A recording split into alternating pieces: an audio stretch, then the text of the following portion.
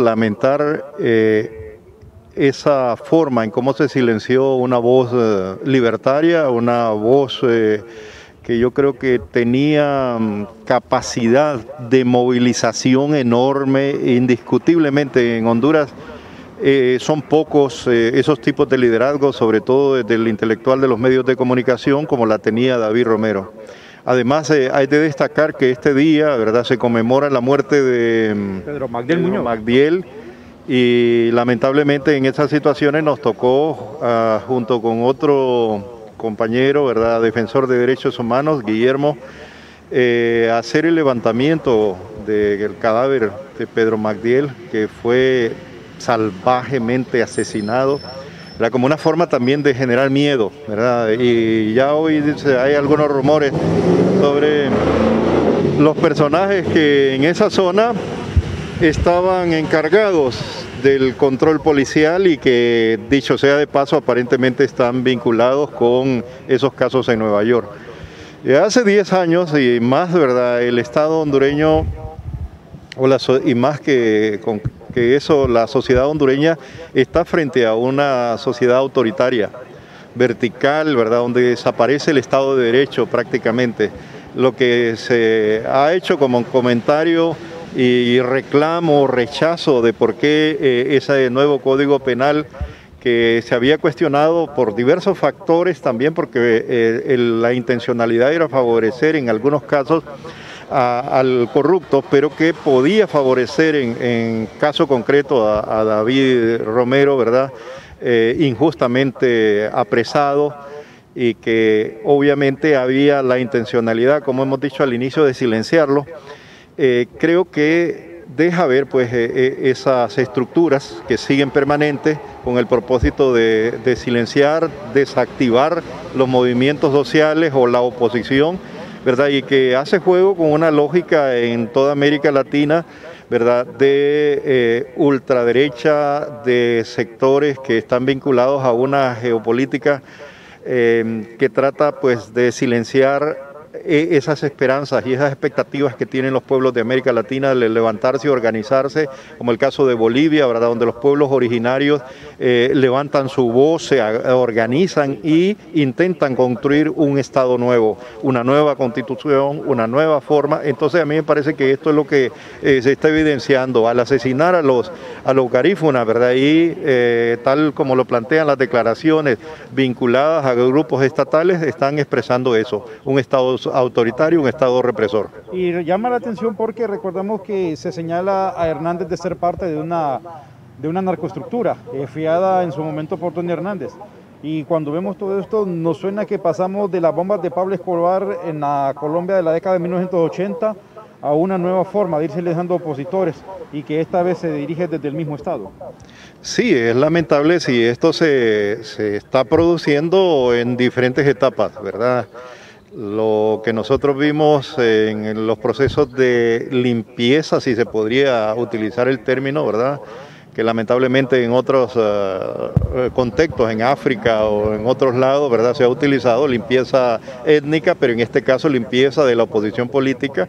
Los sectores de ultraderecha han venido ejecutándolo. Que recordemos cantidad de líderes, ¿verdad?, del movimiento de resistencia, para poner un nombre, EMO, que se conmemoró hace poco, cantidad fueron de forma selectiva asesinados. Y bueno, la cantidad de formas, ¿verdad?, muy sutiles en las cuales se ha ido atacando, por ejemplo, a los gremios que fueron potentes en algún momento en la movilización. Me refiero a los gremios magisteriales, ¿verdad?, como de forma sutil y de otras estratégicas se desactivaron. Y entonces es muy posible, ¿verdad?, que estas estructuras tengan este tipo de planes, ¿verdad?, que pueden generar realmente un ataque directo hacia los liderazgos, ¿verdad?, a futuro, y por lo cual requiere pues una reorganización, y yo creo que fundamentalmente la unidad para enfrentar este tipo de actitudes, ¿verdad?, y de lógicas que desde la estructura de gobierno, ¿verdad?, están desarrollando. Bueno, ya estamos prácticamente a unos 6, 8 meses de las elecciones primarias, a más de un año de las elecciones generales. Entramos en un año político, un año que va a ser muy controvertido. Vemos a un Hernández que tiró toda la carne al asador para repetir un tercer mandato. A partir de esto y con lo que usted ha venido explicando, ¿qué escenarios esperar en 2021? ¿Va a ser más terrorífico que los años anteriores, pero sobre todo que en 2017? Bueno, si retomamos el tema que iniciamos hablando, ¿verdad? Donde hay un nuevo código penal que incluso penaliza y reprime en mayor medida la protesta, calificando en muchos casos de terrorismo, es muy probable que tengamos un escenario de mayor represión, ¿verdad? Y que este nuevo código sí tenga validez para eso, ¿verdad? Las estrategias mediáticas que ha tenido, ¿verdad? La capacidad de recursos económicos que tiene la élite de poder.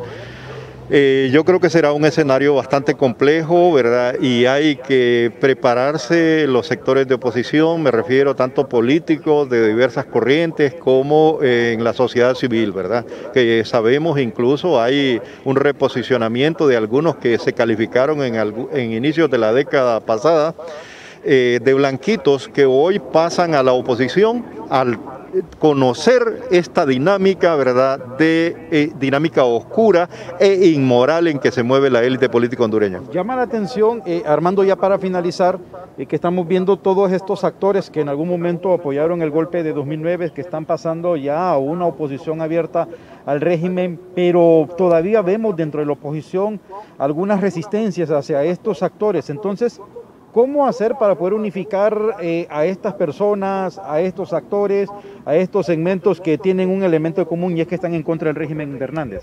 Sí, yo creo que esto requiere de diálogo, ¿verdad? De encuentros para clarificar y entender cuáles son los intereses en común que se tiene, ¿verdad? Hay comunidad de, podríamos decir propiamente, en términos de las contradicciones, ¿verdad? Esos intereses en común, definirlos para después hablar de una comunidad de acción, ¿verdad? En la cual se tengan objetivos. Es lógico que hay unos que van a acompañar, compañeros de viaje, como dice la teoría y que David lo recomendaba todo el tiempo, había que revisar la teoría leninista, la teoría dialéctica, en el cual hay que identificar que hay compañeros de viaje que se van a quedar en el camino.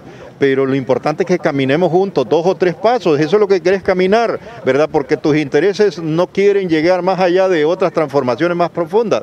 Muy bien, acompañémonos de esos 2 o 3 pasos. Entonces me parece que esa inteligencia, la capacidad de hacer esa lectura del momento histórico, cada uno de los actores deberá hacer su propia lectura y identificar los aliados en estos procesos de cambio. De lo contrario, vamos a seguir fragmentados, vamos a seguir divididos y cada vez debilitados más frente a este dominio autoritario y vertical que tenemos.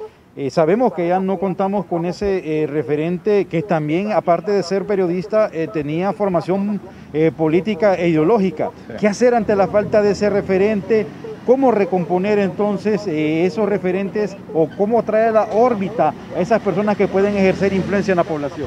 Yo creo que es momento, ¿verdad?, de darnos cuenta que es necesario pues que otros liderazgos den un paso al frente, la juventud sobre todo, ¿verdad? La juventud y otros actores que se han mantenido de alguna manera de bajo perfil, que asuman posición frente a esto. Es necesario, y esto me refiero a diversos actores, ya sean políticos, intelectuales, líderes obreros, líderes gremiales, líderes indígenas, ¿verdad?, que asuman una verdadera capacidad de movilización y protagonismo. Es necesario en este momento.